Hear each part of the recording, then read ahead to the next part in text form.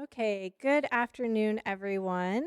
Welcome to our Doc Talk, an introduction to infections, immunity, and immunizations. We're so glad you can join us for this important conversation.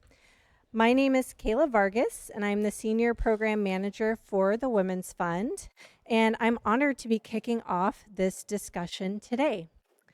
Please bear with us as we have a couple microphones in the mix today, just to ensure that our online audience and our recorded video get great audio and are able to get this wonderful information. Vaccines are a topic we hear about all the time, whether it's during annual checkups, a quick visit to the pharmacy, or even in the headlines or news. Despite how often they come up, there can still be a lot of confusion, questions, and misinformation surrounding them. Today, we're going to take a step back and build a clear foundational understanding of this topic.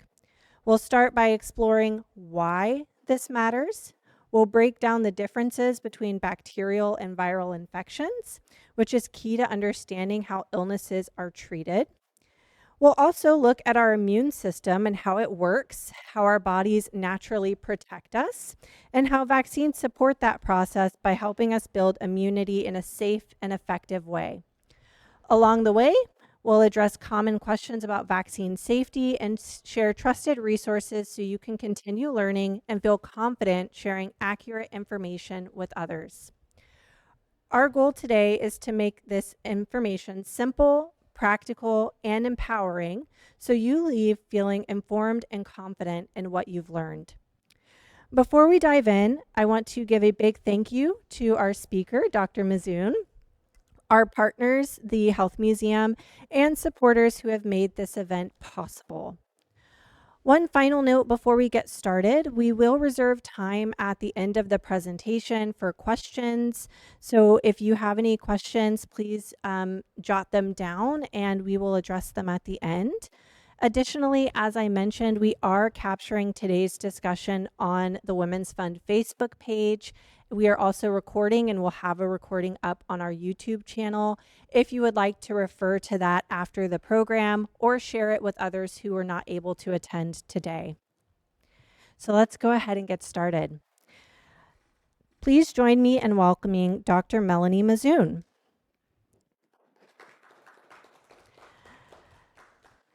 Dr. Mouzoon is a pediatrician with particular interest in immunizations, neonatal care, and breastfeeding medicine. She graduated from Rice University in 1977 and received her medical degree in 1982 from the University of Texas McGovern Medical School, where she also completed her pediatric residency in 1985. She worked as a general pediatrician in Pasadena until 1999 before moving into her managing physician for immunization practices and travel medicine role with Kelsey-Seybold from 2001 to 2021. She has cared for many patients with meningitis, epiglottitis, orbital and buccal cellulitis, measles, influenza, varicella, hepatitis A and B, all uncommon and largely preventable with vaccines. She practiced hospital medicine from 1999 to 2024 with an emphasis on newborn care. Now retired from Kelsey-Seybold Clinic, she is active in youth and adult education, not only with regard to vaccines, but within the Baha'i community to which she has belonged since 1974. So we're going to turn it over to Dr. Mouzoon. Thank you for joining us today. So today I really just, as was explained, I want to give you a lot of background information on what infections are like and how we fight infections, as well as how we develop immunity and why vaccines are important. So first of all, this topic is very important to me. I know it's probably important to all of you. And the question for why this topic was important for me to talk about is because, I'm a retired pediatrician. I could sit at home all day and not spend my time doing this. But during my residency, which was 82 to 85, I really saw a lot of illness. And things have changed dramatically since that time. And I don't think most people have the life experience to know how dramatically. So I was on call every third night as a pediatric resident, and every third night I was either flying out on live flight to pick up a child with meningitis, doing a spinal tap in the emergency room, following a child in the intensive care unit who had meningitis. There were many, many illnesses that basically so many illnesses that any child under the age of 2 who came in with a fever was at high risk of needing a spinal tap in order to diagnose what was causing their fever, or a bloodstream infection, having lab work done to rule out those things. And those are very uncommon now, so much so that friends of mine who trained later than I did never had to do a spinal tap on a child other than a newborn during their residency. So when I came out of residency in '85, I joined Kelsey-Seybold Clinic, and we were doing a vaccine trial for a very common kind of meningitis back then, HIB meningitis.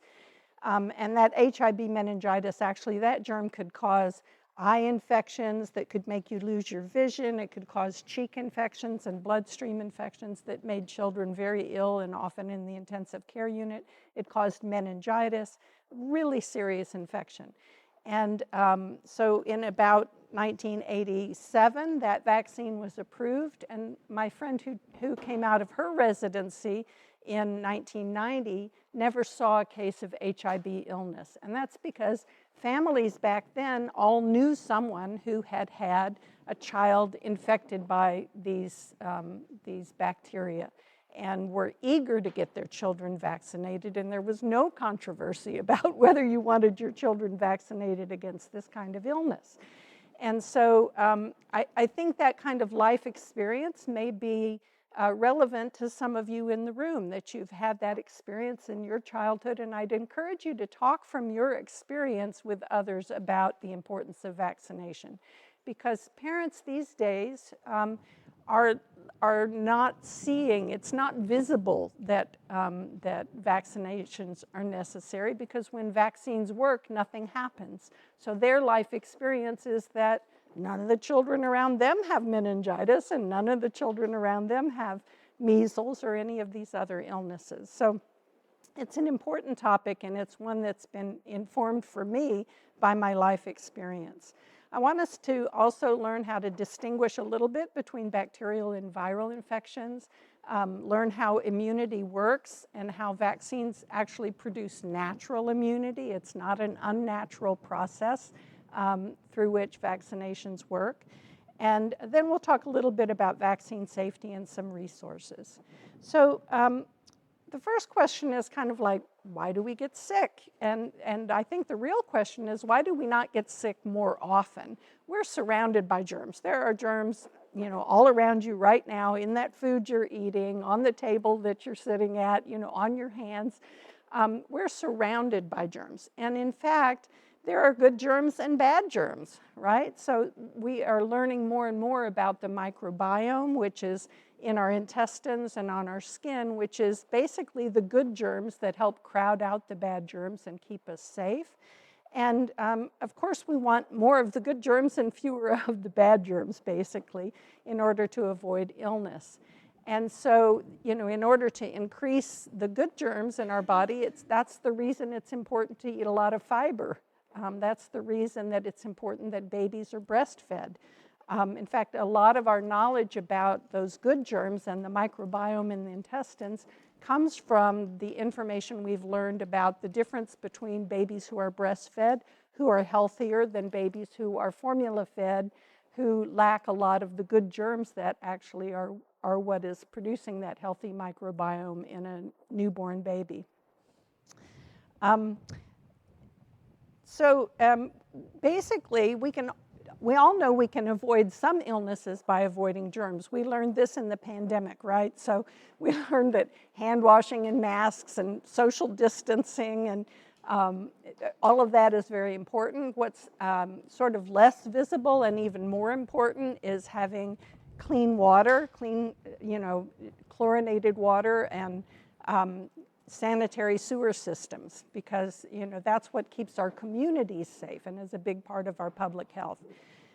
There are multiple types of germs that we need to think about avoiding, but primarily the big causes of infection in humans are bacteria, viruses, and then fungi to a lesser extent are around. There are a few other weird germs, prions, and other things that I won't discuss today because they're so uncommon. Most infections in humans are caused by viruses or bacteria, and there's a difference between the two and a difference in how they infect us and the kinds of symptoms that they cause. So bacteria basically are complete organisms. You know, you're a complete organism, a dog is a complete organism. A one-celled bacteria is a complete organism. It can live on its own. It doesn't need any, you know, it's not lacking in any organ systems or anything. It's a complete functional unit. What it does need is, just like you and I, food and water and warmth and basically protection. And so bacteria tend to live anywhere that it's warm and wet. And so they live in the potato salad at the picnic that got overheated, right? We know that makes the potato salad not safe. They live in our bodies in warm, wet places. So bacterial infections in general, if you've got a bacterial infection, it will be a pocket of pus. It'll be, you know, where you got a splinter and you developed a little bit of pus around the splinter because you didn't get the splinter out. It'll be tonsillitis, you know, you can look in the mirror and see that there's pus on your tonsils. It'll be pneumonia. It'll be a bladder infection. It's basically one area that's warm and wet, and that promotes the bacterial growth because it's providing them sugars and food, and it's providing them warmth and water. So those types of infections tend to respond to antibiotics because our antibiotics are designed to keep bacteria from reproducing or to kill the bacteria. Viruses are a little different. There are a lot of more types of viruses that are a danger to us than most people realize, but they are not viable on their own. They can't live without a host. So viruses, interestingly enough, can actually, some of them can be freeze-dried or, you know, dry out on a surface, but still be able to infect you, you know, long after they landed on that surface. For example, hepatitis viruses are good for at least a week to cause your an infection after they've dried out on a surface. And so viruses are just genetic material in a capsule, in a little coat. And basically they, because they can't reproduce by themselves, they don't have the organ systems to reproduce, they have to find a living cell. Bacteria don't need a living cell, they just need warmth and wet, but viruses need a living cell. And so when you get a viral infection, basically what happens is that virus latches on to one of your cells, often in your nose or your throat or another mucous membrane, and then it injects its genetic material into one of your cells, and your cell does all the work to make the baby viruses.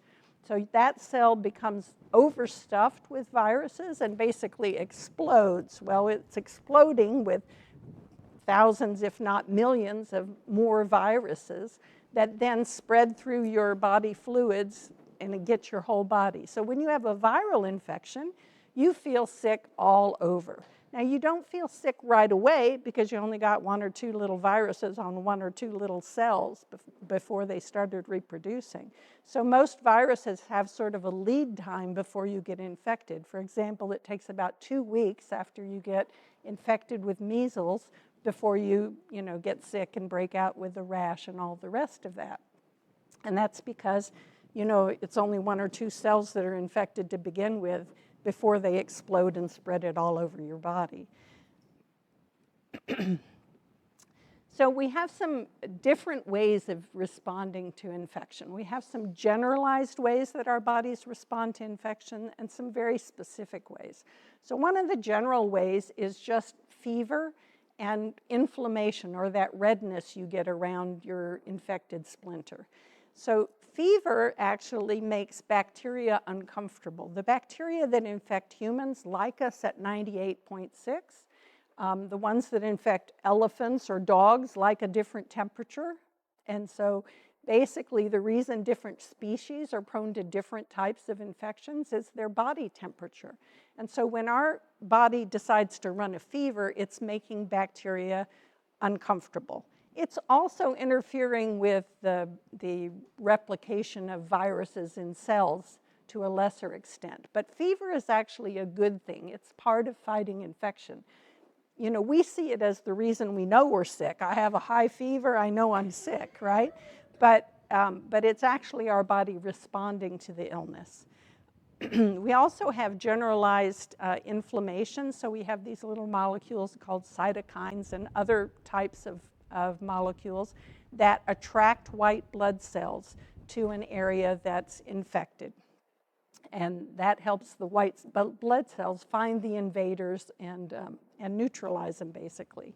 Fever can result from vaccinations as well, but rather than seeing that as a negative side effect of the vaccine, it's actually a sign that that vaccine is working, that your body's paying attention to, you know, that vaccine that you just got. And the same is true of the sore arm or the inflammation. Your body's paying attention. And so it's developing more specific immunity. So I talked about white blood cells. You know, white blood cells actually got their name from the fact that pus is white. So the type of white blood cell that causes the white in pus is neutrophils. And so neutrophils are attracted by those cytokines, by molecules that are released by cells that are injured by bacteria. And they, you know, basically leap onto the bacteria and gobble them up. And having a large collection of white blood cells then produces what you see as pus. Lymphocytes are a different kind of white blood cell, and they produce what are called antibodies to the protein coats of the germs, whether they're viruses or bacteria. And they also maintain a memory of those previous infections or previous vaccinations. And so they're what's responsible for what we call long-term specific immunity. Unlike the general immunity of a fever and inflammation, this is a very specific immunity. So antibodies are kind of interesting.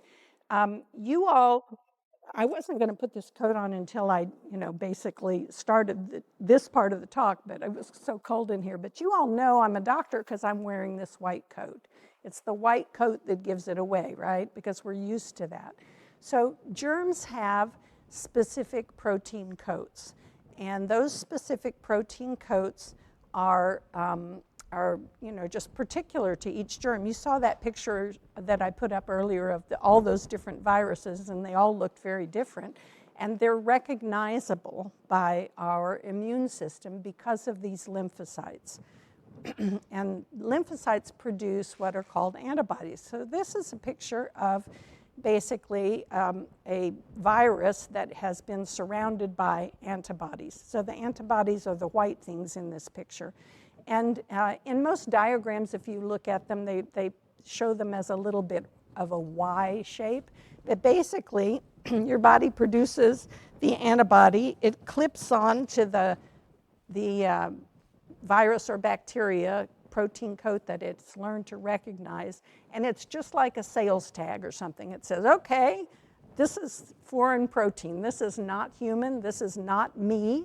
And so we need to get rid of it. And so that tells the neutrophils that this is something that they should gobble up. It tells the spleen this is something that should be filtered out of our system. And it basically is the way that these foreign invaders, whichever type of germ, the bacteria or the virus, are tagged for elimination. And it's your body's immune system that does the elimination. It's not the antibodies. The antibodies basically are like a sales tag. They're like, this is it. This is what we want to get rid of. And so, so then the question becomes, okay, so what's the difference between natural immunity and vaccine-produced immunity? So basically all of these protein coats that don't look like human protein coats can be mimicked in some way or another. The earliest vaccines were all basically dead whatever we're trying to get a vaccine against. So smallpox vaccine was actually not made from some of the early stuff was made from killed smallpox. Basically, it was pus from a smallpox pustule. And then it was determined that cowpox was a weaker form of smallpox and would prevent smallpox, and so they used that weakened germ. And then the vaccines that started to be produced after that were mostly dead germs, so dead diphtheria germs or toxins, dead pertussis bacteria. So the earlier vaccines were all killed in some way or weakened in some way so that they could be injected safely. And our bodies still could recognize that that protein coat was not human and tag it for disposal. So newer vaccines actually are much safer than the older vaccines and much more pure. So now we know actually how to produce in a factory or a laboratory situation, how to produce very specific copies of those protein coats, often without even using the germ. So the earlier flu vaccines, they had to kill the flu virus and then they had to kind of split it up so that you would get just the protein coat. Now they can produce flu vaccine shell proteins, just the coat protein, in a lab just by knowing the DNA sequence of that flu virus. And the same is true basically for the COVID vaccine. The earliest vaccine that came out with this kind of technology was actually hepatitis B vaccine, which is actually made in a baker's yeast culture that, as a byproduct of that yeast's growth, it produces a protein, and that protein looks like the hepatitis B shell. So it doesn't have any viral DNA in it. It doesn't have anything that could cause an infection. And that's true of the vast majority of vaccines now, is that they're made in a way that they have no viral DNA and they have no way of causing an infection. They're just foreign protein.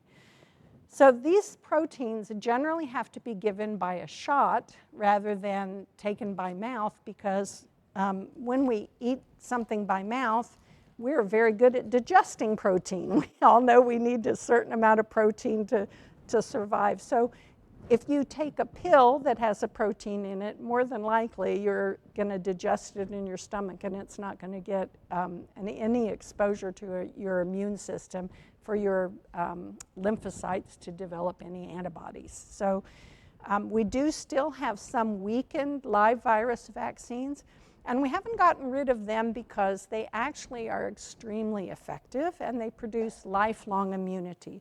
So the measles, mumps, and rubella vaccine and the yellow fever vaccine and the rotavirus vaccine are all weakened live viruses. And I liken that to having, the doctor's coat with a 2-year-old inside it. The 2-year-old isn't going to do you much good doctoring-wise, but the coat is the same. And so, there are a few live virus vaccines still in use, and we are very careful not to give those in particular to pregnant women. If we have really elderly people, we don't give them the yellow fever vaccine because it has more side effects in older people. So they are weakened, but they're not totally dead. And the reason they cause a longer lasting immunity is because, like any live virus, they infect your whole body, so your whole body pays attention and you get much stronger immune response than you do if they were killed and just causing a localized reaction. So what all is in a vaccine? So first of all, they're the proteins that we've talked about that just mimic the coat, but there also are often adjuvants, and adjuvants are things that draw your immune system's attention to that shot. So you get a shot in your arm, and some of the vaccines don't cause much of a reaction at all, And there are some viruses that are really hard to fight. For example, the shingles virus, which is actually the same as the chickenpox virus. Shingles viruses you are infected with by yourself. You had chickenpox as a child, the virus left some living virus kind of sleeping or dormant in your nervous system. And then later on in your life, when your immune system is dampened down, that virus is no longer checked by your immunity and reactivates and causes a painful rash that can cause symptoms for months. And so that particular vaccine has an adjuvant in it, and the adjuvant is what makes that vaccine sting when you get it. If you've had your shingles vaccine, you know. And it makes you have a bigger local reaction. But again, that inflammation is drawing the attention of your immune system to that shingles virus so that you will have a boost in your immunity and be able to fight off shingles in the future. So the local irritation, the local pain is a good thing, and the adjuvant is there on purpose to cause that local reaction. And so you might hear that people are concerned that there's aluminum in vaccines. The amount of aluminum that's used as an adjuvant, for example, is much less than is already present in whatever sandwich you're eating today. The aluminum is present throughout our environment. It's a very tiny, tiny amount. It's not like people put tinfoil in the vaccine or put, it's not an amount that you can see with the naked eye or that, it's just a small amount to cause some local irritation to attract the body's immune system to respond. Sometimes vaccines will have traces of things that were used to produce the protein. For example, if the vaccine is a killed bacteria, there might be a little formaldehyde trace amounts in the vaccine. People who are allergic to formaldehyde can have some allergic reaction to those vaccines. But it's such a tiny trace amount. It, again, there's less formaldehyde in the DPT vaccine than a normal newborn has in their system already, for example. It's a trace amount. It's not an amount that should alarm you.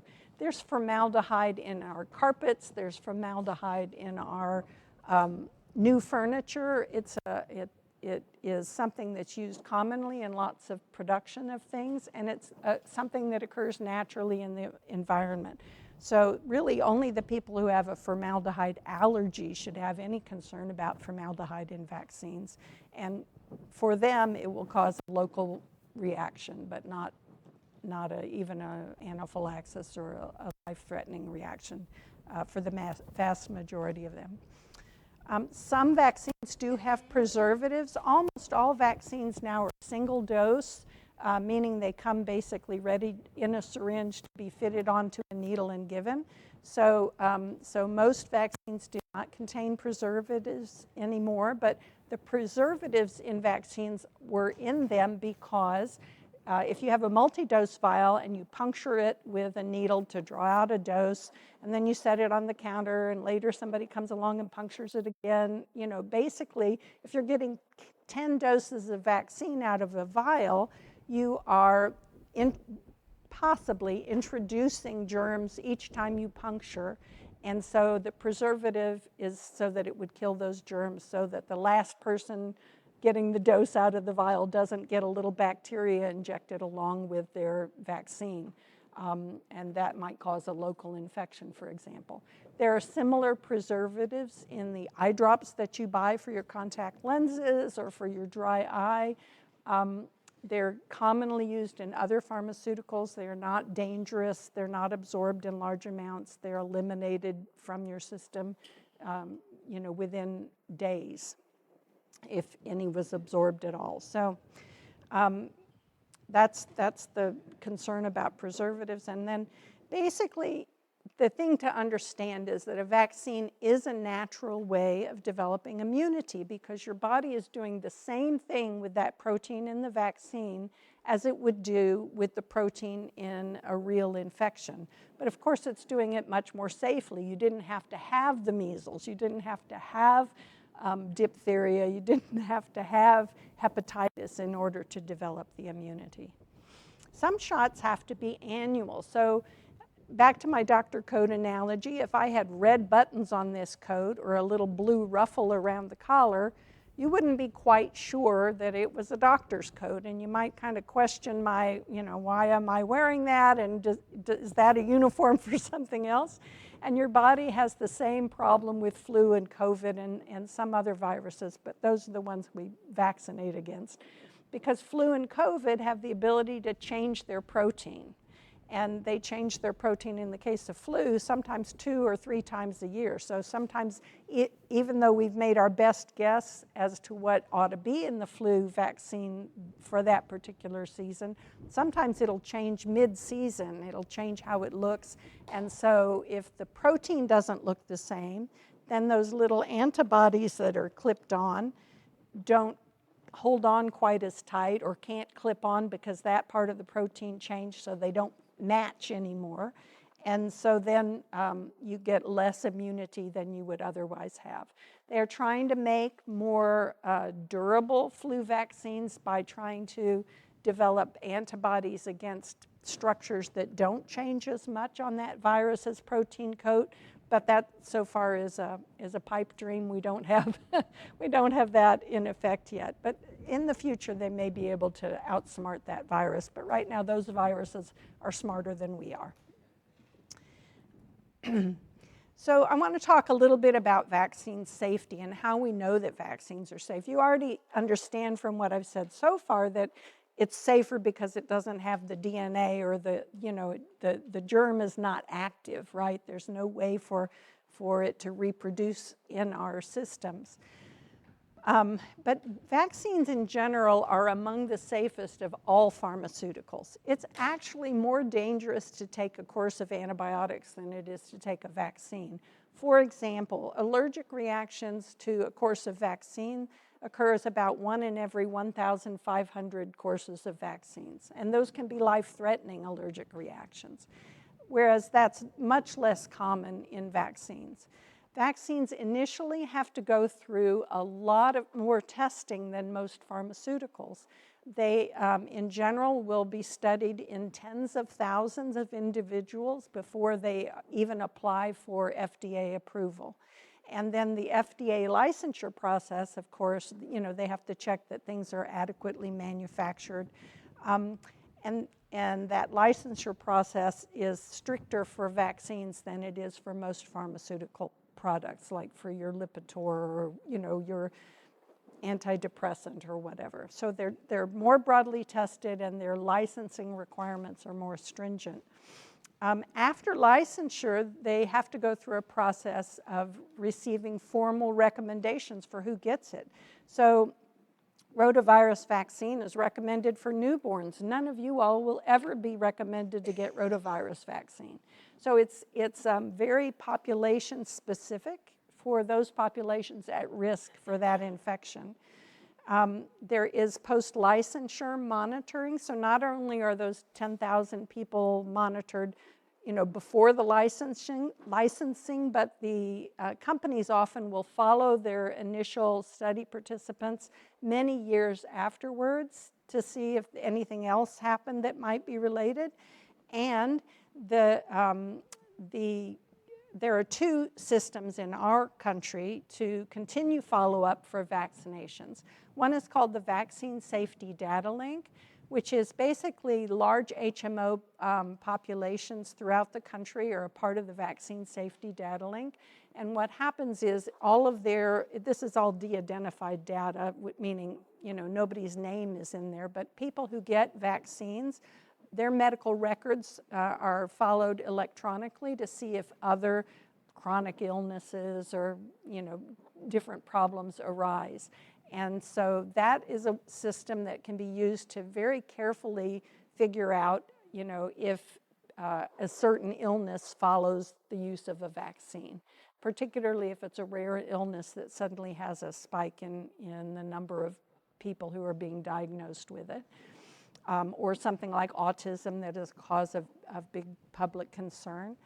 There's also something called the Vaccine Adverse Event Reporting System, and this is really this is a system that is misunderstood by the public and misused by people who are trying to reduce confidence in vaccines. So VAERS is, it's an adverse event reporting system, but it is open to everybody.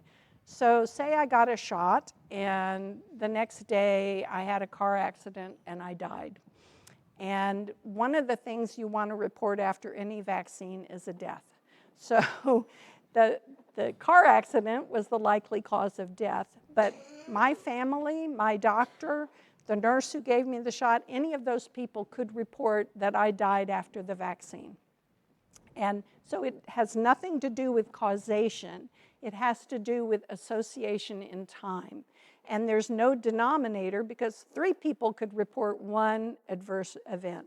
And there are funny things that sometimes people are checking that system to see, like, does it really keep those reports? So for example, somebody reported that they turned into the Hulk after the HPV vaccine. And that report is there in VAERS. So when we had the COVID vaccine rollout, who was recommended to get the vaccine? Do you all remember? The first group of people that were allowed to be vaccinated when vaccine was in short supply. Anybody remember? It was the seniors, it was the elderly, right? And because that was a new vaccine that had been produced in very short time period, then there was concern that we want to pick up any possible bad events from this vaccine because, you know, although they tested it in a lot of people, you know, we wanted to know because it was being rolled out very quickly. So it was actually a requirement that every death after COVID vaccination was to be reported. Every death, no matter the cause. And who dies the most? People over 75, right? You know, that's just a fact of nature. So there's a lot of reported deaths after COVID vaccination in this VAERS system, a lot. Are they all caused by the vaccine? No, right? Because it's just association in time, not a causation. So VAERS has nothing to do with causation. It's just a big basket to put all possible related problems into so that it can be sifted through to see what is actually causing the problem. So, you know, another example is that I was taking care of a newborn and I gave the newborn their hepatitis B vaccine, and an hour later the baby had a seizure and I reported it to VAERS, but the next day we found out that this baby also had a bleed in their brain. The bleed in the brain caused the seizure, and the bleed in the brain was unlikely to be caused by the vaccine, but it was still reported to VAERS and it was still followed up by scientists at the CDC to determine whether maybe the vaccine caused the bleed. But hepatitis B, just to relieve your fears, is not that vaccine is not associated with any kind of bleeding disorders in newborns. So that's enough on that. I want to be really firm about this. Vaccines don't cause autism. The thing is that science can't prove a negative. You could tell me that you can fly, and I can prove you can't fly today by asking you to jump off of out of a tree and try, but I can't prove that you can't do it tomorrow. So science isn't really designed to prove negatives. Science is designed to gather data that will, kind of hone in on things that are associated and things that are not associated, but it can't prove a negative. So really, there are large, well-designed studies on whole populations in Denmark, for example, or on large populations in the Vaccine Safety Data Link and others that show that children who are vaccinated are no more likely to develop autism than children who are not vaccinated. So there's no association, and there's no association with specific vaccines or specific preservatives that used to be in vaccines and no longer are. For example, with the preservative issue, they took the preservatives out of childhood vaccines. the rates of autism continued to climb. That's almost another story because really the definition of autism has expanded, and so you would expect the number of people diagnosed with autism to increase.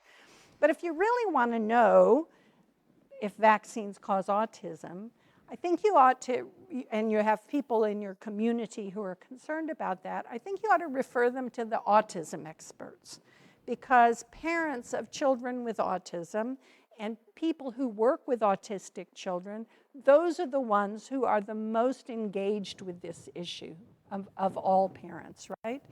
And the autism experts, the family and medical organizations that are most concerned with autism, are the ones who are most concerned with finding the cause and refuting this whole idea that immunization causes autism.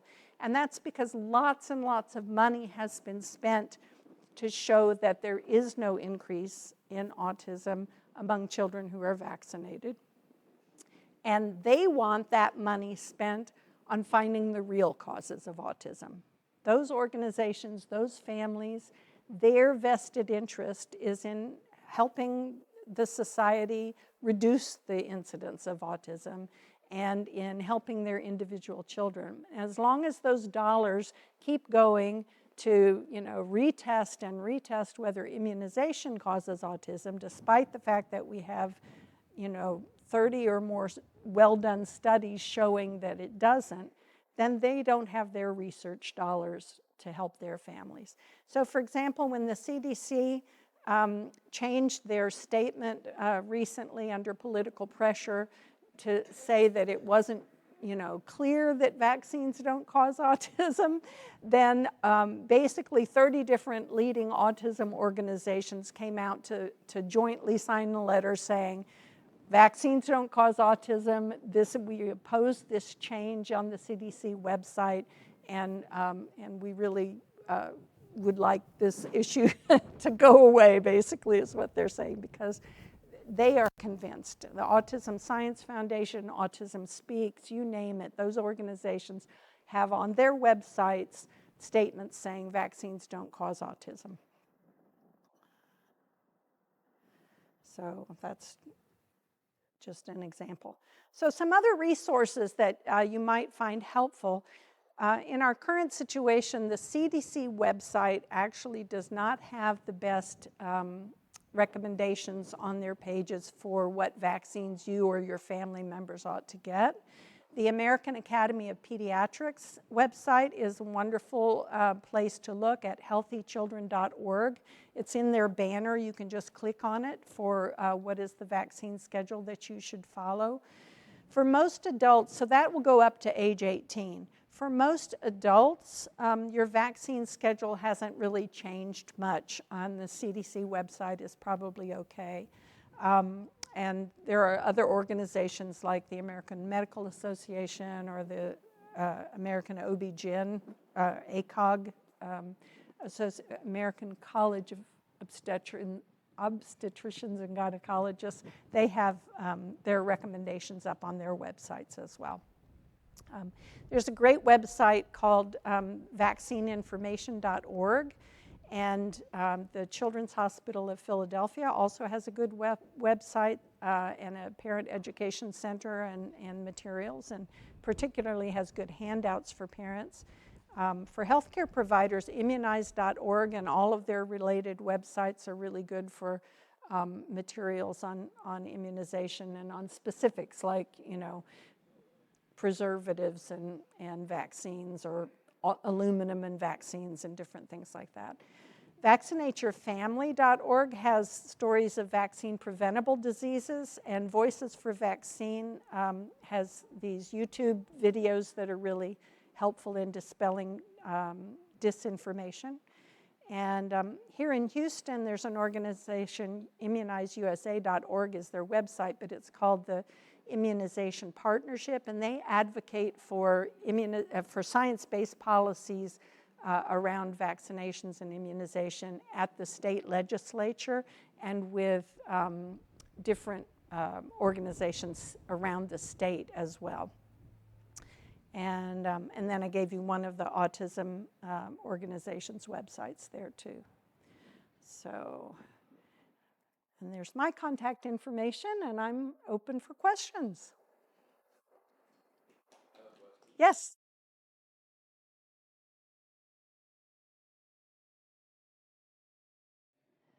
What is the reason behind what the not trying to think of what requires two vaccinations? Oh, anything that requires two vaccinations is usually because of the, I'll put it this, because of the recipient rather than the vaccine. So, for example, most newborn shots are a series, and some, like the shingles vaccine, is a series. Is that the one? Yeah. So the reason for two doses is because either one dose has not been proven to be as durable, it won't last as long, the immunity won't last as long, or because your immune system needs a wake up. So the shingles vaccine, again, that virus is actually living in your own nervous system. And your body has grown to tolerate it over many, many, many decades. And, since you had chickenpox as a child. And it only will activate, shingles will only activate when your immune system is like underperforming. You got a course of steroids, or you developed cancer or something, and your immune system is underperforming. And so that vaccine has to be very potent and really irritates your arm in order to really wake up your immune system and make it pay attention. And the second dose does that better than the first dose. And so some people don't respond very well to one dose. Well, I happen to have had the first dose a year ago. Is it still Yes, good after the second dose? yes, it is. I don't have to restart? No, you don't have to restart. Actually, for almost any vaccine series, we now know you don't have to restart. Years ago, when I was in training, we restarted series of vaccines, but now we don't restart any series of vaccines. You just pick up where you left off. Thank you. The other question is, my company, we have a vaccine day for our patients, or our customers, whichever business we're in. And they come for, it's not really Mm-hmm. and so forth, in Kroger or here at CVS. The pharmacy provides a vaccine, Mm-hmm. sells a vaccine. Is that a good thing for the community? Is it just as good as going to the doctor's office? Is it? Yeah, it's anything that can increase access is a good thing. So a lot of people who are working just don't make time to go get their flu vaccine, for example. So an annual flu vaccine day is a great idea for a company.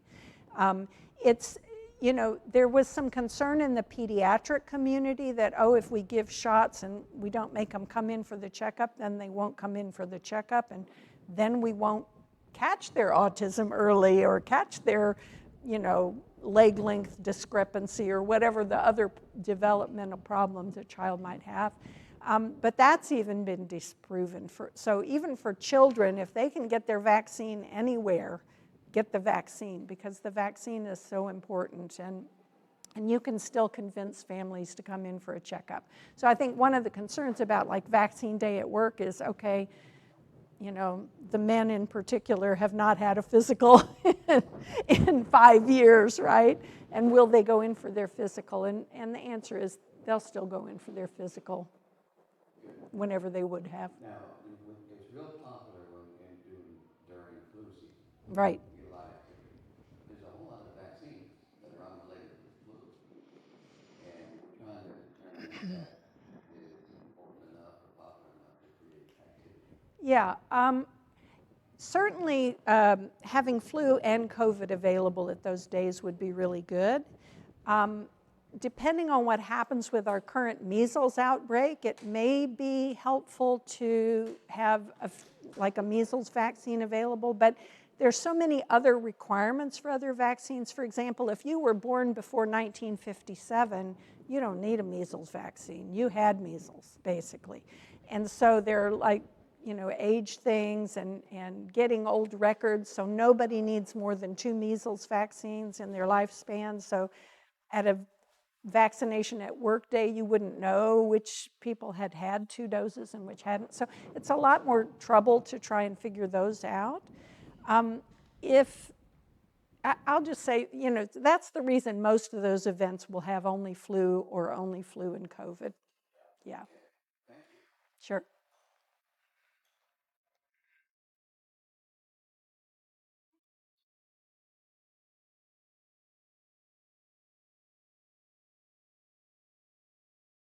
Little bit about if there's some harm in getting multiple vaccines. Sometimes you hear people who are hesitant for their babies to get multiple vaccines at the same time. So can you kind of touch on that a little bit? Yeah, I'd love to. So when you get certain types of infection, like say a strep throat infection, you're exposed to many different kinds of proteins from that infection. You're expressed to like I'm not speaking very well, exposed to the bacterial proteins from that strep infection, the toxins that bacteria makes, which is just something that bacteria does.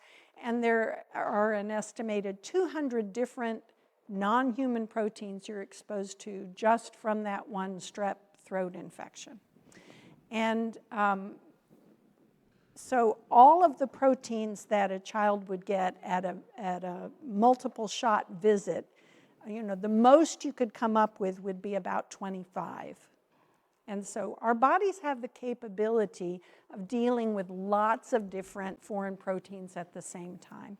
And the shot schedule, as it's currently recommended, has been shown to be safe, to be effective. So each time a new vaccine came out and they added it to the vaccine schedule, they checked to make sure that the immunity to all the commonly used vaccines wasn't being reduced, and that immunity to the newest vaccine was also being produced by combining those.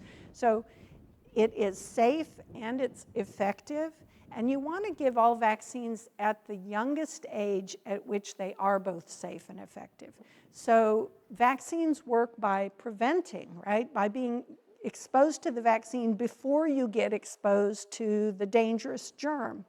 And so you want to immunize for whatever illness at the youngest age at which the vaccine will be effective.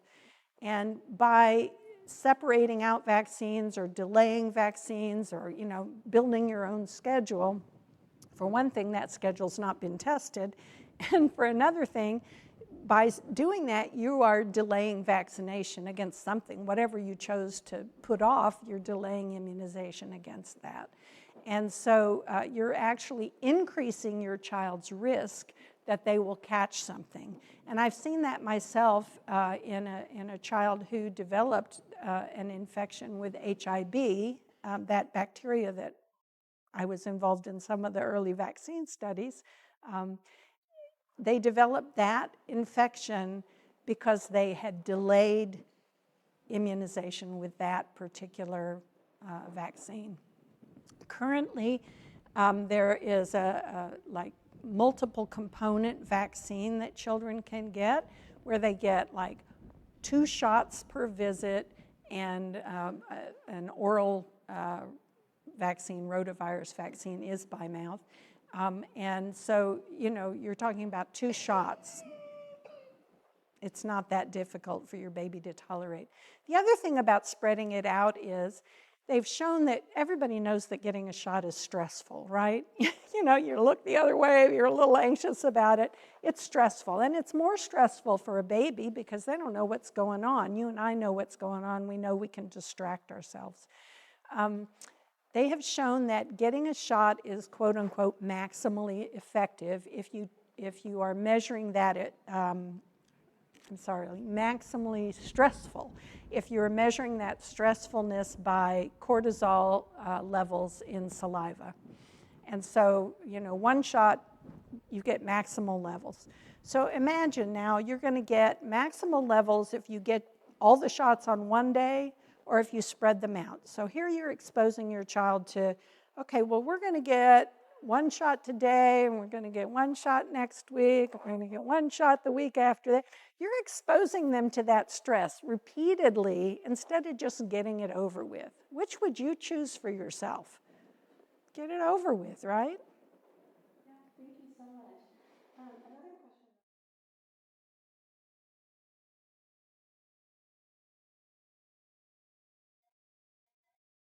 Mm-hmm. That's something that would keep someone from being vaccinated because they have this belief of herd immunity. So herd immunity is actually what we're aiming for with vaccination. So a lot of people, this first came up during the COVID, but it is now really applicable to measles because measles is coming back. Herd immunity means enough other people are vaccinated that they're not likely to get sick, so you're not likely to come in contact with a sick person. That's herd immunity. So it depends upon the number of people that need to be immune depends upon the germ, how infective the germ is. So for example, measles virus can float around in the air and infect somebody 2 hours after the infected person left the room. And that's been shown. For example, somebody with measles who is not yet broken out in the rash, but is in the, they're just now a week and a half out from being infected with measles. They haven't developed any symptoms yet, but they have measles virus throughout their body, and they're like 2 days away from breaking out in the rash.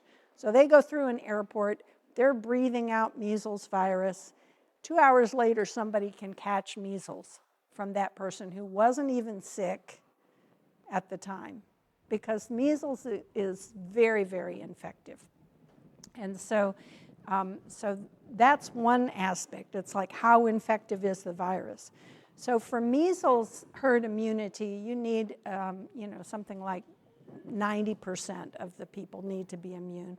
And it's just a matter of like, what are the chances you're going to sit at the table with somebody who has the virus for other viruses, because they need much closer contact or, different things. So the COVID virus, basically there were two lines of thinking. One was, we get the vaccine out to everybody, we get everybody vaccinated.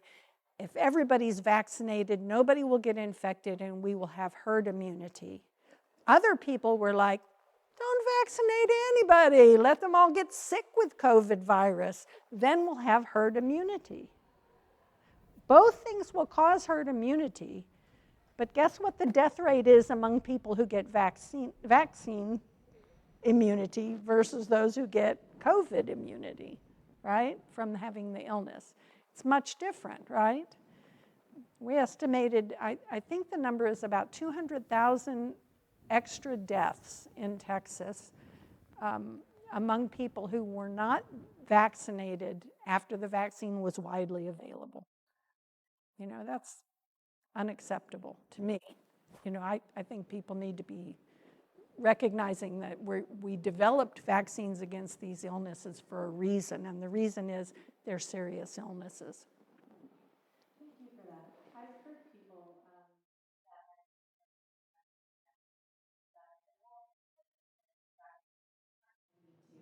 like, well, how many other people are thinking that exact same thing? And then if other people are not getting vaccinated, then you're not going to have herd immunity. Yeah, and that actually has been shown. So what happens is that people who don't get vaccinated cluster.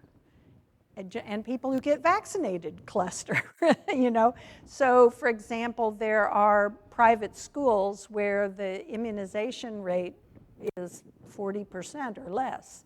So those schools are at a big risk of having a vaccine preventable disease outbreak. And that's what's happening with the measles, in South Carolina and elsewhere. That's what, it's not just schools, sometimes it's religious communities that, are largely unvaccinated. And it's because the ideology is shared. It's shared in parenting groups and from the pulpit or whatever. It's the ideology is shared among groups, and so and the misinformation is shared. Do you know that there are basically 13 main sources of all the vaccine disinformation that's on the internet? 13 people. So if you're going to have a conspiracy of, hundreds of thousands of pediatricians, pharmacists, internal medicine doctors, family medicine doctors, which conspiracy is easier to do? Get 100,000 people, engaged in this, or a dozen or two, right?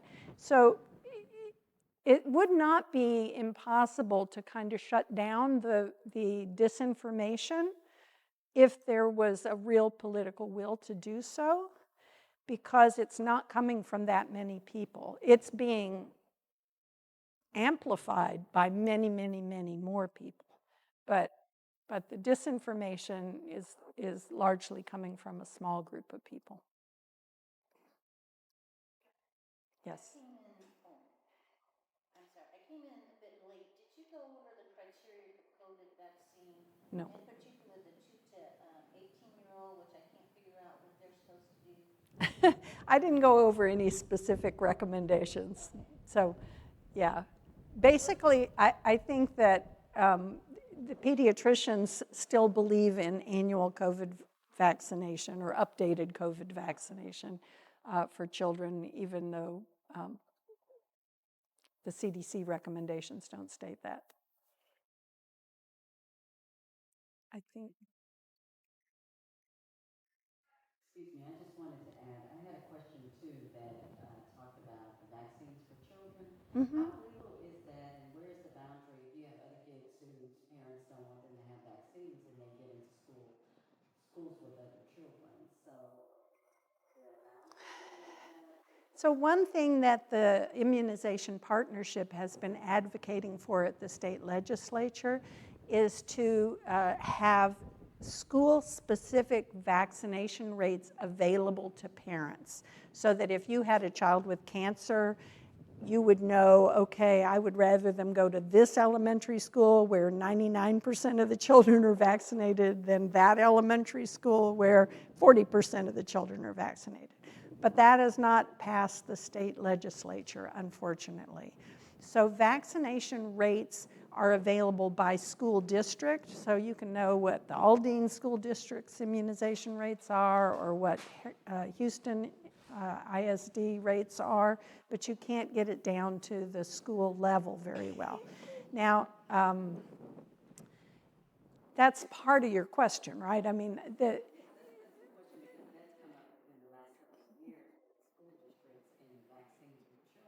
Mm-hmm. And children are getting sick, and so it just seems like a big issue, of course, because parents not wanting to do that. But is it fair? Parents make the decisions.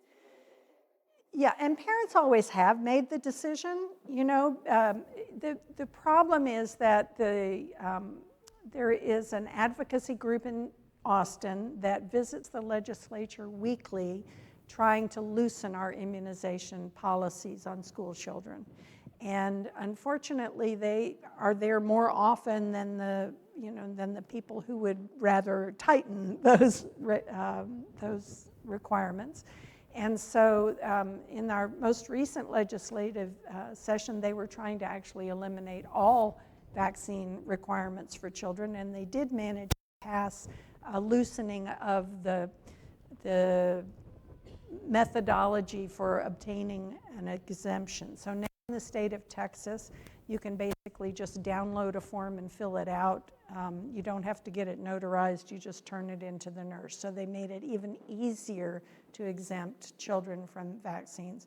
We already have a declining number or declining percentage of children being immunized. And if you're interested in that particular topic and trying to reverse that course, the Immunization Partnership, which was immunizeusa.org, would be a good organization to be involved in.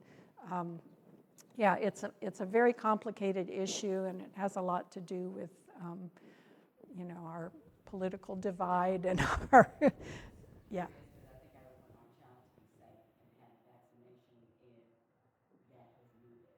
Yeah, And yeah. I just have another quick question. Between the flu and the pneumonia shot, what is the difference between?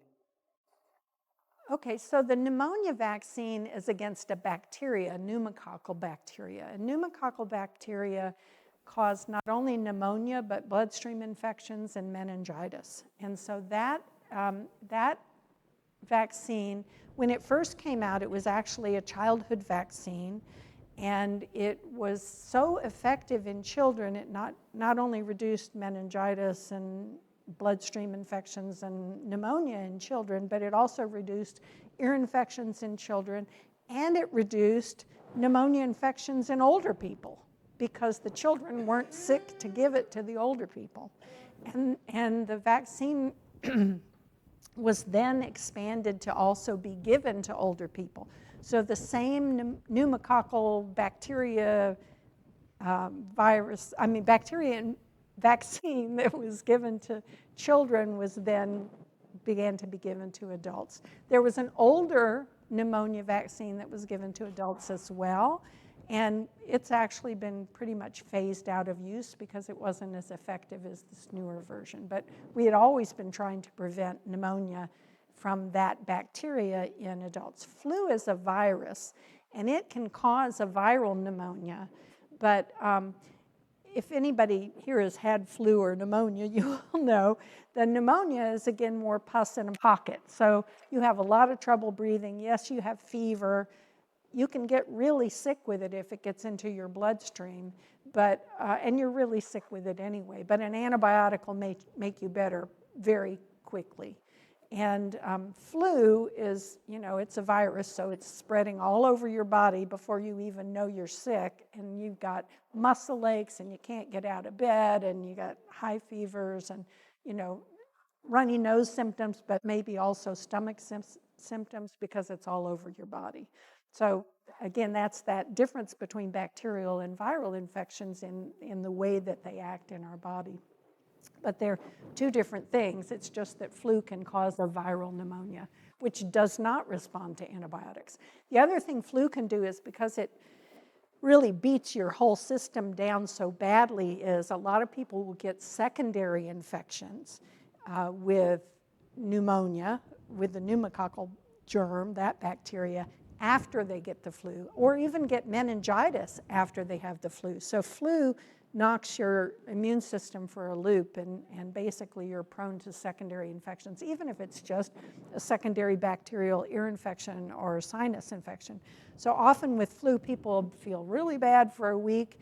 They start to get better, and then all of a sudden they have a really painful face and a sinus infection or an ear infection, or they get pneumonia. So sometimes one type of infection can follow the other.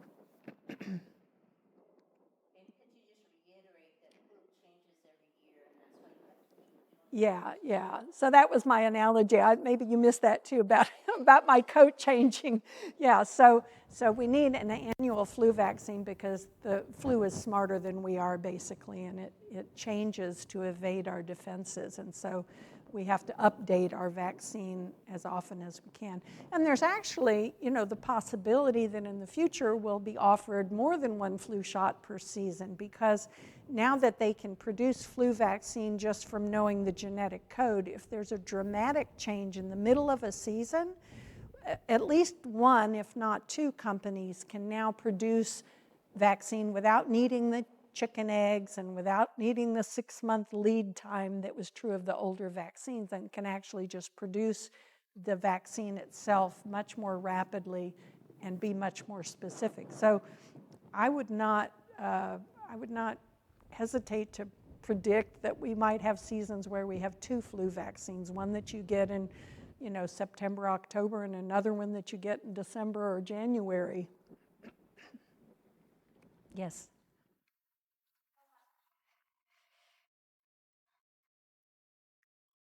I have two questions.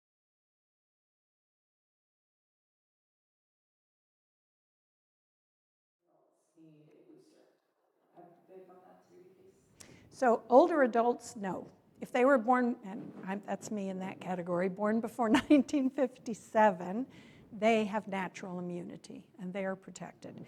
And people who were born after 1957, if they've had 2 doses in their whole life of the measles vaccine, don't need another dose. But if they've had only 1 dose, they should probably get it, especially if they're traveling into one of those areas, or if we, God forbid, start to have a measles outbreak here in Houston, which is certainly possible. And then the other thing that will change if we have an outbreak in this area is we will start to immunize children either at 6 months or at 9 months. Measles is interesting because if the mother is immune, she transfers her immunity to the infant. And that immunity actually lasts about 6 months. We don't generally immunize children before a year of life for measles, and that's because, you know, it doesn't just stop at 6 months. It sort of tails off around 6 months to a year. And if you immunize them too soon, they have enough left over of their mother's antibodies circulating in their system that they don't get a good take on the vaccine. So if we do immunize infants younger than a year because of a local outbreak, they'll still need 2 doses after their first birthday to make sure they get a real good take. So infants are basically the only ones who might need 3 doses of the MMR vaccine. And most often they would just need 1. 2 rather.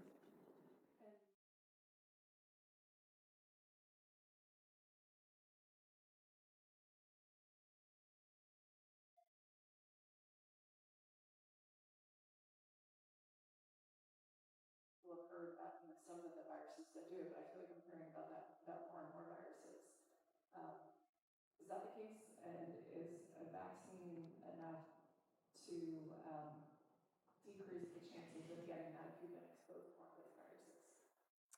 I guess it would depend on the timing of when you got vaccinated. So, you know, polio is actually one of the, you know, I guess it's the poster child for a post-viral syndrome.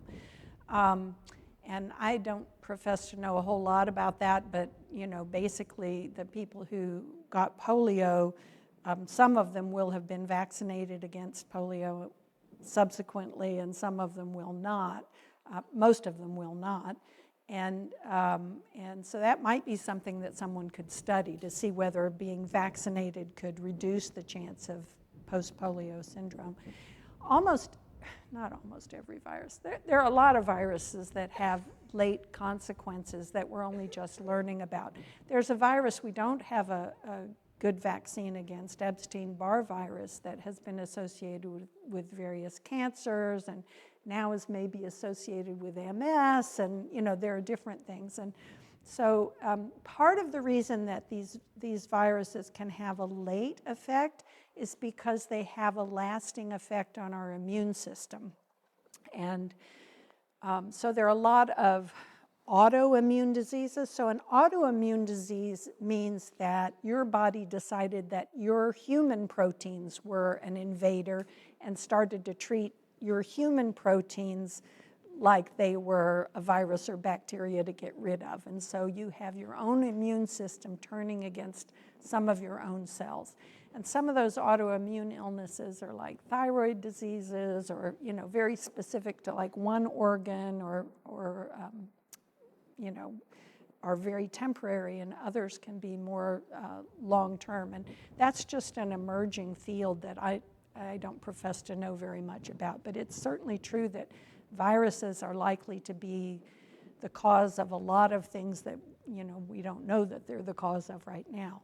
One example, you know, is this HPV virus that causes cervical cancer. We know that like 99% of cervical cancer is caused by that virus.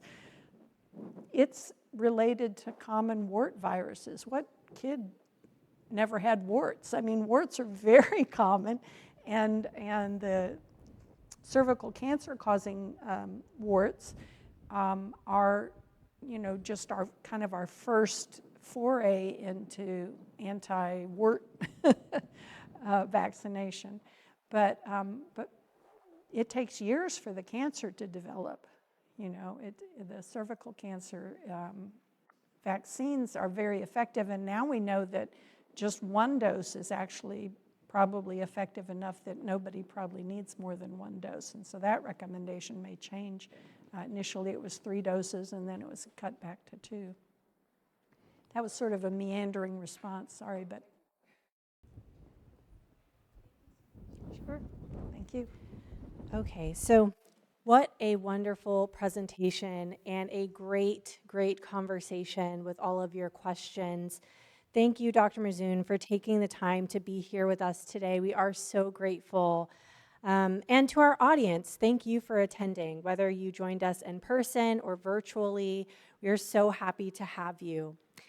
If you have not done so yet, I do encourage you to visit the Women's Fund website, where you can learn more about the other doc talks that we have scheduled for the rest of the year.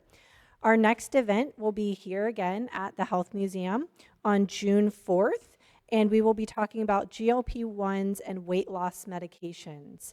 So again, this is a free event to attend. If you're curious, you want to learn more, you have questions, please sign up. Please share that sign up with other people in your network so that we can all become informed. If you enjoyed today's program, like the Women's Fund on Facebook and follow us on other social media platforms so that you can stay up to date on current or future events just like this one. We hope that you leave here today feeling informed and inspired to share what you've learned with others. Thank you to the Health Museum for hosting us in this beautiful space, and we hope that we see you at the next event. Enjoy the rest of your day. Thank you so much.